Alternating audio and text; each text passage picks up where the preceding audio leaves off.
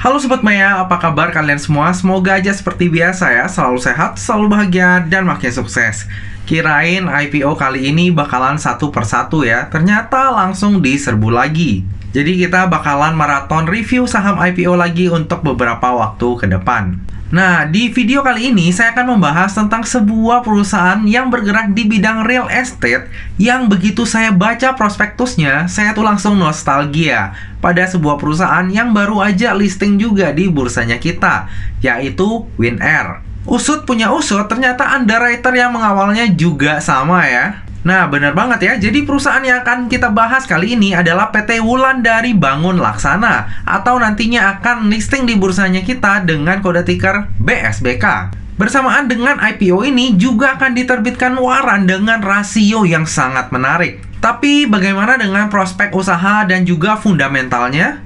Bagi yang penasaran, jangan lupa saksikan video ini sampai habis ya. Jadi, BSBK ini adalah perusahaan yang bergerak di bidang real estate yang saat ini memiliki dan juga mengelola kawasan yang disebut dengan Balikpapan Superblok. Balikpapan Superblok ini konsepnya itu adalah pengembangan properti di mana di dalam kawasan tersebut ada terdiri dari retailnya, ada juga mallnya, ada juga huniannya, kawasan komersialnya, dan lain sebagainya. Intinya one stop living lah. Saya sendiri belum pernah ke Balikpapan, jadi nggak tahu tentang kawasan ini. Jika ada Sobat Maya yang tinggal di Balikpapan, bolehlah share tentang kawasan ini ya. Nah, kalau menurut prospektus, di kawasan ini itu udah lengkap banget ya. Ada apartemen, mall, restoran, tempat hiburan, fasilitas kesehatan, hingga ke pendidikan. Jadi super lengkap, apa aja ada. Nah, beberapa proyek BSBK itu antara lain adalah Grand Jatra Hotel, J Icon Hip Hotel, Mall Ewok, dan juga Penta City Mall. Nah, tadi adalah sekilas background dari kegiatan usahanya BSBK. Sekarang coba kita lihat siapa sih orang-orang yang ada di baliknya BSBK ini. Nah, untuk pemegang sahamnya hanya ada dua ya Sobat Maya, yaitu Christopher Sumastocia dan juga Clarissa Adi Sumastocia yang masing-masing memegang 50% kepemilikan saham. Nah, bagi Sobat Maya yang udah lama di dunia saham dan lumayan hobi nih ya untuk trading di saham small cap, pastinya udah nggak asing lagi nih dengan nama kedua pemegang saham ini. Jadi, BSBK ini ternyata adalah part of PAM Group. Kalau di bursanya kita, yang udah listing itu ada PAMG, terus NICL, dan juga Kabak. Jika Sobat Maya lihat susunan komisaris dan direkturnya, ya orangnya itu-itu aja. Saya nggak perlu singgung ya untuk ketiga saham tersebut di video ini. Sobat Maya bisa googling sendiri lah, atau cek di aplikasi online tradingnya Sobat Maya. Salah satu sahamnya yaitu Kabak, saat ini udah bertengger di harga 50. Tapi walaupun saat ini udah beristirahat di harga 50, waktu IPO-nya Kabak ini naiknya gila-gilaan. Sampai kemudian akhirnya membumi ke harga 50. Kabak ini sempat bangkit juga nih Sobat Maya waktu ada isu tentang IKN. Tapi ya habis itu sekarang udah tidur pulas lagi di harga 50. Apakah BSBK ini akan bernasib sama? No one knows. Coba untuk melengkapi analisa kita coba lihat ya laporan kinerjanya dari BSBK. Jika kita lihat laporan keuangannya, di tahun 2019 itu rugi ya, di tahun 2020 pun rugi. Tapi tiba-tiba di tahun 2021, BSBK ini langsung turn around mengubah rugi menjadi laba yang melejit secara signifikan. Kira-kira labanya ini berasal dari aktivitas operasi nggak ya? Atau ada pendapatan lainnya? Jika kita lihat di bagian penjualan dan pendapatan usaha, BSBK ini hanya membukukan penjualan sebesar 238 miliar. Tapi labanya jauh lebih besar, yaitu 863 miliar. Ternyata hal ini berasal karena adanya pendapatan lainnya sejumlah 929 miliar. Kita coba bedah ya untuk penghasilan ini. Di prospektusnya dituliskan ya bahwa peningkatan laba bersih dari BSBK ini disebabkan karena adanya peningkatan penjualan unit apartemen Acropolis, di mana Tower Acropolis telah selesai pada tahun 2021 dan terjadi serah terima unit bangunan di tahun 2021, serta berasal dari segmen penyewaan ruang usaha di mana diskon yang diberikan kepada tenan lebih kecil dibandingkan diskon pada 2020. Pada 31 Desember 2021, perseroan hanya memberikan diskon sebesar 25 hingga 35% dibandingkan dengan diskon yang diberikan di tahun 2020 yaitu sebesar 65 hingga 75%. Sampai di sini kelihatannya oke banget ya untuk kinerjanya BSBK. Apalagi kalau misalnya kita nggak baca sampai habis. Nah, baru setelahnya itu ada kalimat, di sisi lain, peningkatan tersebut juga dikarenakan adanya penilaian kembali atas aset tetap dan aset properti investasi yang dimiliki perseroan. Gokil ya, jago nih yang bikin prospektusnya, jago merangkai kata. Jika kita bedah lagi, per 31 Desember 2021, itu dilakukan surplus revaluasi sejumlah 935 miliar. Dan nilai ini diambil dari koreksi nilai wajar atas properti investasinya BSBK. Jadi, sampai di sini, paham lah ya kenapa tiba-tiba labanya BSBK ini bisa melonjak signifikan di tahun 2021. Hal ini hal yang sama yang terjadi di IPO-nya WinAir dan juga Kabak. Keuntungannya semu semata, hanya di atas kertas. Selain itu, di dalam prospektusnya juga dijelaskan ya bahwa nggak ada jaminan bahwa HGB dari lahannya BSBK itu bisa diperpanjang di masa mendatang. Sebenarnya disclaimer ini ya wajar-wajar aja ya untuk perusahaan properti ataupun perusahaan developer. Namun, hal ini juga bisa menjadi bahan pertimbangan nih untuk Sobat Maya kalau andai kata misalnya Sobat Maya mau keep saham BSBK ini dalam jangka panjang. Terlebih yang tinggal di Balikpapan ya, pastinya lebih tahu lah apakah BSBK ini pengembang yang terpercaya atau enggak. Lalu, dalam IPO ini, sebanyak-banyaknya 2,7 miliar lembar saham atau mewakili sebanyak 12,09% dari modal ditempatkan dan disetor penuh yang akan ditawarkan kepada masyarakat. Harga penawarannya sendiri itu berkisar antara 100 hingga 120. Sehingga dana yang akan diraup dari IPO ini adalah sebanyak-banyaknya sebesar 330 miliar. Lalu ada juga konversi hutang sejumlah 234 miliar. Biar nggak bingung, ini kita bahas di bagian liabilitas nanti ya. Lalu bersamaan dengan IPO ini, BSBK juga akan menerbitkan sebanyak-banyaknya 7 miliar waran seri 1 dengan rasio 100 berbanding 137. Dalam artian, setiap 100 lembar saham BSBK itu akan mendapatkan 137 waran secara gratis. Harga penebusan warannya sendiri itu udah ditentukan ya, yaitu di harga 125. Sehingga jika seluruh waran ini ditebus, maka dana yang akan diperoleh itu sebanyak-banyaknya sebesar 875 miliar. Jauh lebih besar daripada perolehan dananya yang diperoleh pada saat IPO. Hal ini menarik ya, terlebih saya lihat di jadwalnya, warannya BSBK ini adalah waran pendek. Walaupun, quote-unquote, walaupun perusahaannya ini nggak bonafit, kalau misalnya ada bandar yang mau goreng dan ada kepentingan, ya bisa-bisa aja. Cuma, jangan pakai harapan ya. Kita pakai data aja dan kejadian real di lapangannya nanti. Oke, kita bahas lebih detail mengenai rasio warannya BSBK. Dengan rasio sebesar 100 berbanding 137, ini menjadikan IPO-nya BSBK ini, kalau misalnya kita nggak greedy ya, itu udah pasti cuan. Berikut adalah hitung-hitungan sederhananya. Anggaplah harga IPO-nya itu di harga tertingginya, yaitu 120. Lalu kita mendapatkan penjatahan sebesar 100 slot. Berarti modal kita di BSBK adalah sebesar 1,2 juta. Kalau seandainya di hari H itu apes ya, buka-buka langsung ke zona merah lalu turun ke ARB. Lalu kita langsung jual rugi nih ya di harga ARB-nya, yaitu di 112. Maka belum apa-apa, kita udah langsung loss nih sebesar Rp80.000. Sedih ya, belum apa-apa, udah loss. Tapi tenang, jangan khawatir dulu. Di IPO-nya BSBK ini, kita juga mendapatkan waran dengan rasio 100 berbanding 137. Artinya, dari penjatahan kita sebesar 100 lot tadi, kita akan mendapatkan waran gratis sebanyak 137 lot. Yang namanya waran, apalagi di hari pertamanya listing, itu jarang banget yang dibawa ke harga di bawah 20. Tapi anggap aja ini kita lagi apes banget, dan harga warannya itu dibawa ke harga 10. Dan karena panik, kita langsung jual tuh di harga 10 juga. Maka kita akan mendapatkan keuntungan dari warannya itu sebesar 137.000.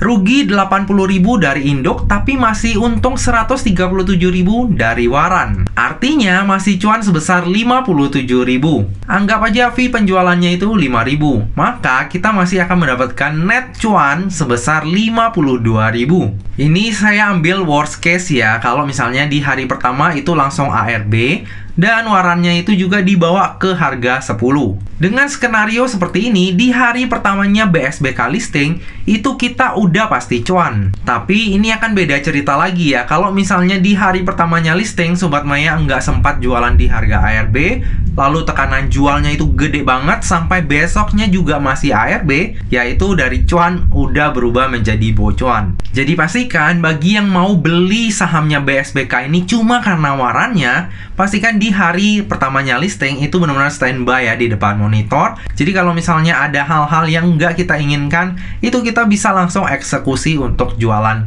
induknya dan juga warannya. Dari pengalaman di IPO-nya AMMS, kita itu udah belajar ya, kalau misalnya warannya itu rasionya gede, ada kemungkinan banget nih untuk induknya itu langsung diguyur ke harga ARB.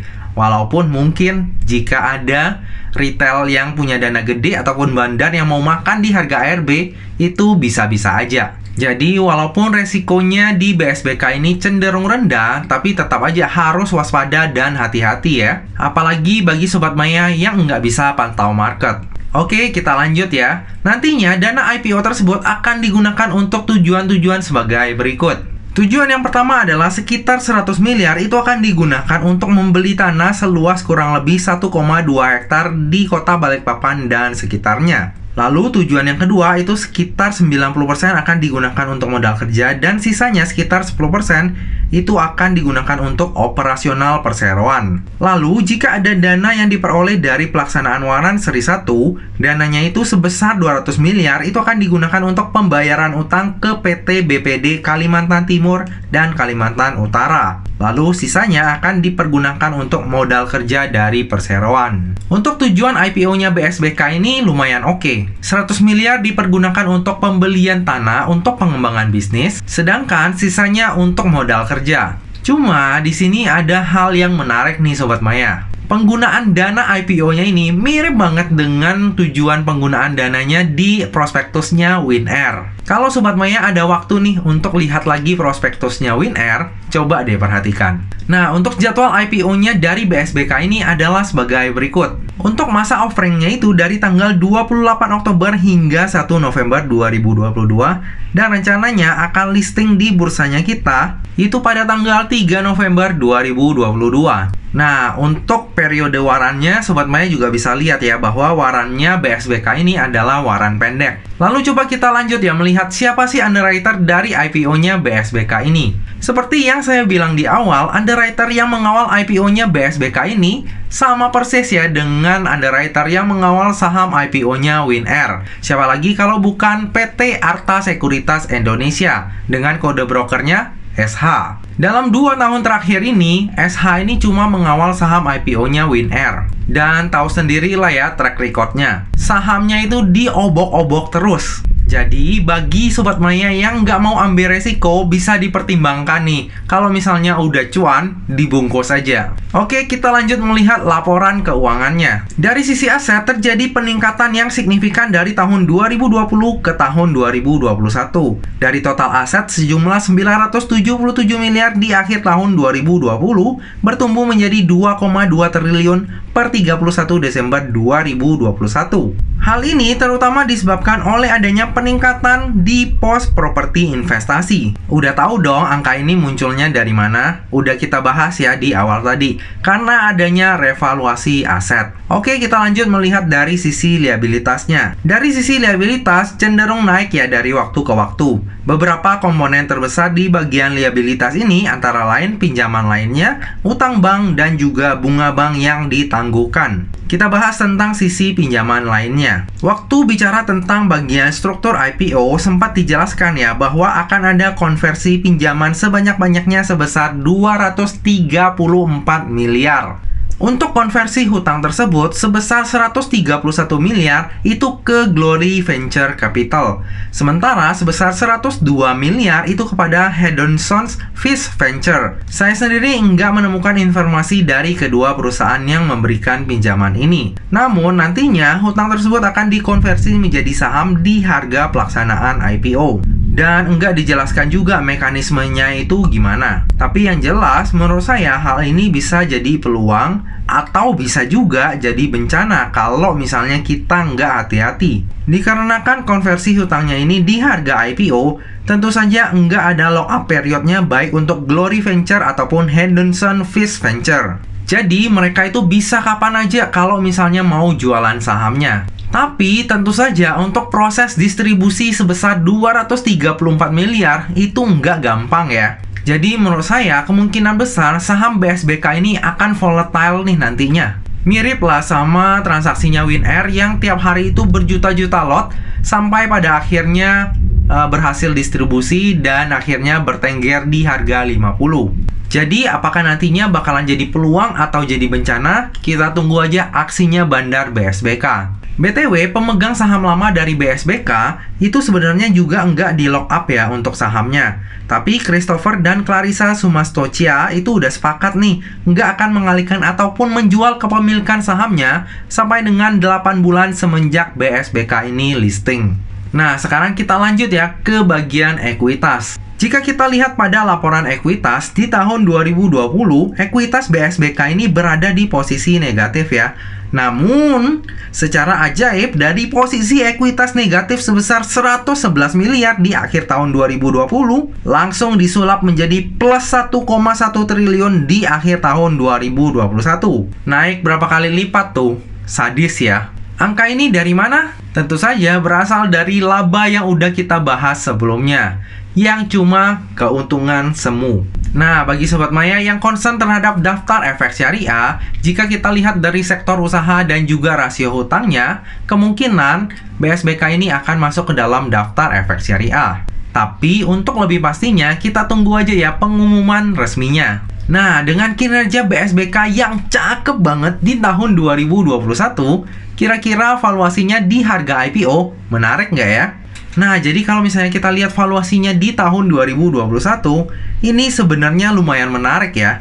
PER-nya itu sebesar 2,78 kali dan PBV-nya sebesar 2,1 kali. Tapi per tahun 2022, walaupun PBV-nya jadi lumayan oke karena penambahan dana IPO, namun PER-nya jadi anjlok banget. Tentu saja hal ini karena tahun 2022 itu labanya yang diambil benar-benar dari aktivitas operasionalnya. Jadinya itu laba real ya, dibandingkan dengan tahun 2021 yang labanya naik signifikan, tapi ya cuma hasil dari revaluasi aset ya, yang semata-mata cuma keuntungan semu. Coba kita bandingkan valuasi BSBK ini dengan perusahaan yang bergerak di sektor yang sejenis. Jika kita bandingkan dengan perusahaan di sektor yang sejenis, valuasi BSBK ini juga lebih mahal ya. Bahkan secara PER itu sangat mahal. Cuma ya masih lebih baik lah ya dibandingkan dengan APLN yang sampai saat ini masih merugi. Nah, dari tadi udah banyak hal yang kita bahas, sekarang tiba juga kita ke bagian kesimpulan. Kesimpulan yang pertama, kinerja BSBK sebenarnya kurang memuaskan ya. Di tahun 2021 itu labanya bisa naik signifikan karena adanya revaluasi aset. Dan itu hanyalah keuntungan semu.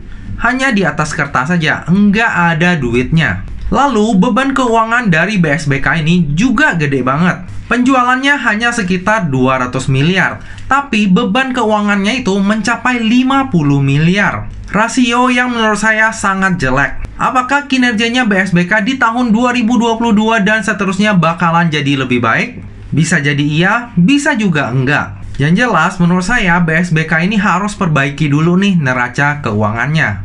Jangan sampai beban keuangannya itu mempengaruhi kinerjanya secara signifikan. Kesimpulan yang kedua, Valuasi BSBK di tahun 2021 itu lumayan oke. Tapi untuk tahun 2022 itu PER-nya sangat mahal. Untuk tujuan penggunaan dana IPO-nya itu sebenarnya lumayan oke. Dan jika nantinya warannya BSBK ini diatur sedemikian rupa sehingga menarik untuk ditebus, maka dana yang akan masuk ke BSBK itu nantinya akan besar banget. Dan mungkin aja dari dana tersebut BSBK bisa memperbaiki neraca keuangannya. Tapi jangan lupa, kalau misalnya semua waran tersebut ditebus, maka kepemilikan publik di sahamnya BSBK itu akan gede banget. Belum lagi nantinya konversi hutangnya yang berhasil didistribusikan kepada publik, misalnya ya, maka porsi kepemilikan publik di sahamnya BSBK ini akan gede banget. Dan semakin gede porsi kepemilikan publik, itu kita harus semakin waspada.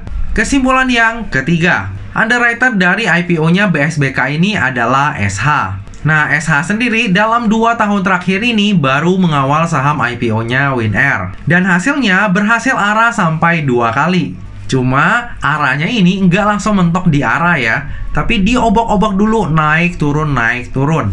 Apakah di IPO-nya BSBK ini nasibnya akan sama dengan WinAir? Kita tunggu aja aksinya SH. Kesimpulan yang keempat, bersamaan dengan IPO ini terbit juga waran seri 1 dengan rasio 100 banding 137. Hal ini membuat IPO-nya BSBK itu menjadi sangat menarik. Perhitungannya udah saya share kepada Sobat Maya. Untuk worst case-nya pun, kita itu masih tetap akan mendapatkan cuan dari IPO-nya BSBK ini. Tapi tentu saja dengan catatan nggak greedy, tangannya cepat, dan bisa pantau market. Kalau seandainya malah digoreng oleh bandar, ya cuannya bisa double-double. Kesimpulan yang terakhir, seperti pada IPO lainnya, saya akan memanfaatkan momentum IPO ini untuk mendulang cuan. Memang BSBK ini ada kecenderungan ya, nasibnya itu bakalan berakhir sama seperti WinAir ataupun Kabak. Jadi, jelas enggak cocok untuk di-keep dalam jangka waktu panjang. Namun, dalam jangka waktu pendek, menurut saya IPO-nya BSBK ini sangat menarik. Ada waran dengan rasio yang super menarik, harga pelaksanaannya juga rendah, warannya juga waran pendek, dan ada konversi hutang ke saham itu sebesar 234 miliar. Belum lagi jika nanti harga finalnya itu di harga 100 ya, maka ya mungkin IPO-nya BSBK ini penjatahannya itu bakalan dapat sedikit banget. Menarik nantinya jika ada bandar yang mau goreng ataupun mungkin emitennya sendiri yang mau goreng BSBK ini. Lalu bisa jadi juga nantinya sentimen dari IKN itu akan menjadi bahan bakar untuk menggoreng BSBK dan juga PAM Group. Saya sendiri akan take profit sesuai keserakan saya saat itu. Kalau misalnya udah nggak kuat naik, ya akan saya jual saat itu juga. Tentu saja yang namanya saham, terlebih saham IPO, itu nggak pernah luput dari yang namanya resiko. Jadi pastikan bagi Sobat Maya yang mau melakukan order, lakukanlah order dengan resiko yang siap untuk Sobat Maya tanggung. Lebih lengkapnya tentang pemesanan saya akan saya update di tab community ataupun IG saya pada saat masa offering nanti. Nah Sobat Maya, demikianlah video pembahasan saham IPO BSBK. Semoga video ini dapat bermanfaat bagi Sobat Maya semuanya dan dapat menjadi bahan pertimbangan nih. Apakah nantinya Sobat Maya akan membeli saham IPO BSBK atau enggak? Lalu di kesempatan ini saya juga mau minta maaf nih kalau misalnya kualitas video ini agak kurang bagus karena saya rekam ini kondisinya itu lagi hujan. Mungkin akan kedengaran sedikit rintik-rintik hujan ya. Tapi karena udah rekam dulu setengah jalan baru hujan, jadi kayaknya nanggung juga kalau dihentikan. Semoga aja dengan adanya sedikit gangguan dari suara hujan tersebut enggak mengganggu ataupun mendistract tujuan dan isi dari video ini ya. Nah Sobat Maya, demikianlah video kali ini. Akhir kata, jangan lupa untuk selalu jaga kesehatan, jangan lupa untuk selalu bahagia, dan semoga perjalanan investasi kita selalu cuan bareng-bareng ya. Sampai jumpa di video selanjutnya. Dah.